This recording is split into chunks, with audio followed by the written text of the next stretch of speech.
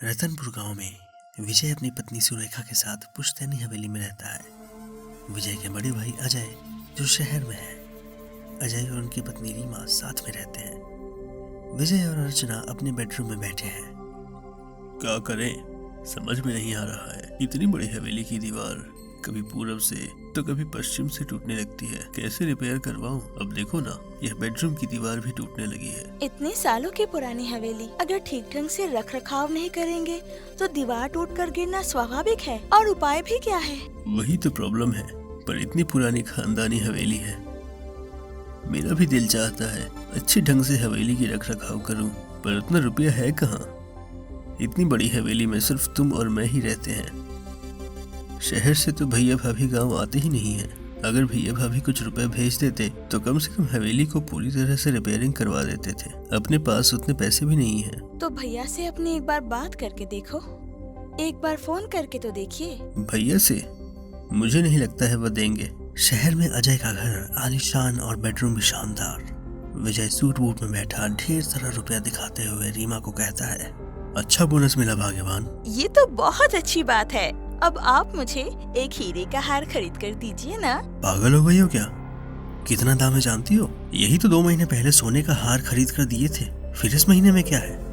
मुझे ये सब नहीं पता। आपको देना है तो देना है। तभी फोन की घंटी बजती है। विजय फोन उठाता है, ट्रू कॉलर पर देखता है। गांव से छोटे भाई का फोन था। ओहो, यह फिर इस वक्त क्यों फोन कर रहा है? हाँ बोल भाई। सुनो ना भैया, अपनी हवेली की दीवार बेडरूम की तरफ से टूट रही है। मरम्मत के लिए रुपए नहीं है। अगर आप कुछ रुपए भेज देते तो। रुपया मेरे पास कहाँ है? और इस महीने में तो बोनस भी नहीं मिला। ओह, तो नहीं हो पाएगा। ठीक है, रखता हूँ। देवर जी को लगता है फिर से पैसों की जरूरत है।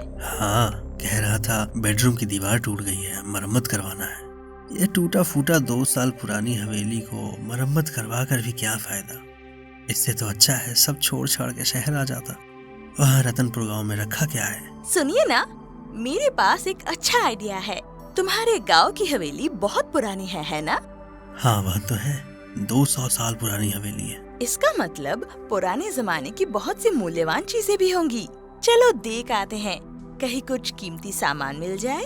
क्या कहते हो? वहाँ जो भी कीमती सामान मिलेगा वो सारा बेचकर उस रुपए से मेरा हीरे का हार आ जाएगा। क्या कहते हो? अजय सर हिलाता है। दूसरे दिन विजय हवेली के बरामदे में बैठा पेपर पढ़ रहा था कि तभी बड़े भाई अजय और भाभी आते हैं। दोनों को आते हुए देखकर, अरे भैया और भाभी जी अचानक यहाँ? आइए आइए। बहुत दिनों से नहीं आना हुआ तो सोचा, अरे चलिए चलिए अंदर चलिए। सभी हवेली के अंदर जाते हैं। भाई हम चाह रहे थे घर के पुराने सामान बेचकर आधा तुम ले लो और आधा हम ले लेते हैं। भैया आपकी चीजें हैं, तुम्हारा ही फायदा होगा। ठीक है, आप जो अच्छा समझे।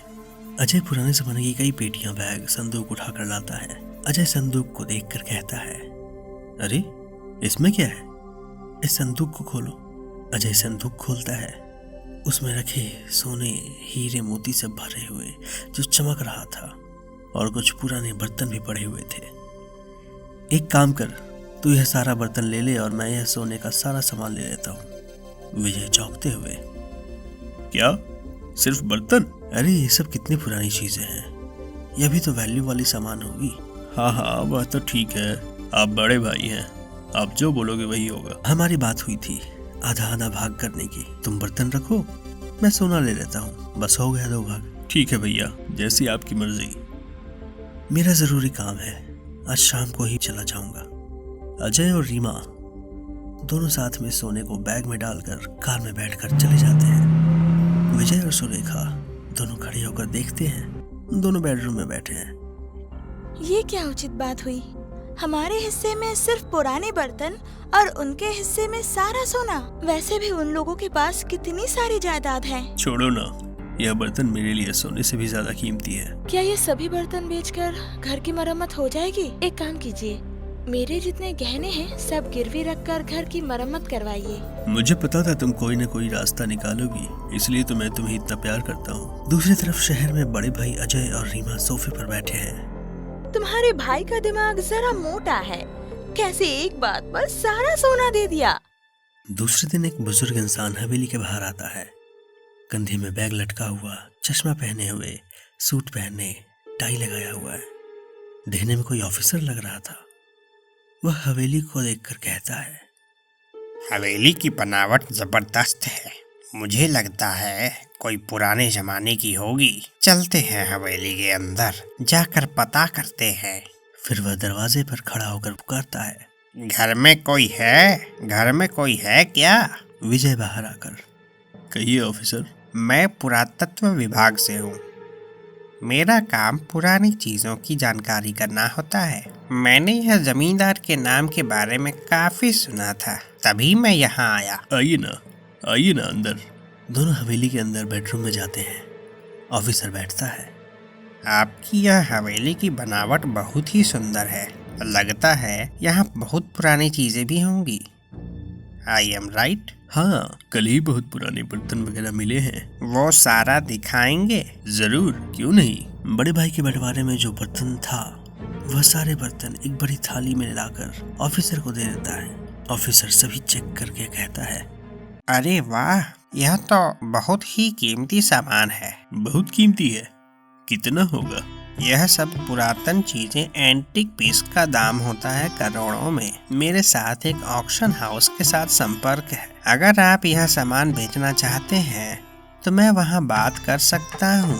हाँ, मैं बेचना चाहता हूँ। ठीक है, दीजिए।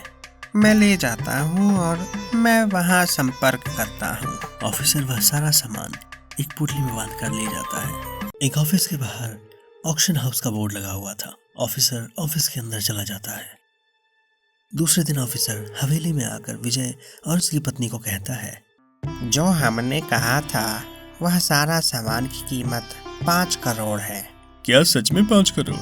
हाँ भाई, पूरा 5 करोड़। दूसरे दिन अजय को विजय के बारे में पता चलता है और रीमा से कहता है, भाग्यवान, जानती हो, वह सारे पुराने बर्तनों की कीमत 5 करोड़ विजय को मिली। यह सब तुम्हारे लिए हुआ। तुम्हें सिर्फ सोना चाहिए था। अभी सारा दोष मेरा ही है, तुम्हारा कोई लालच नहीं था।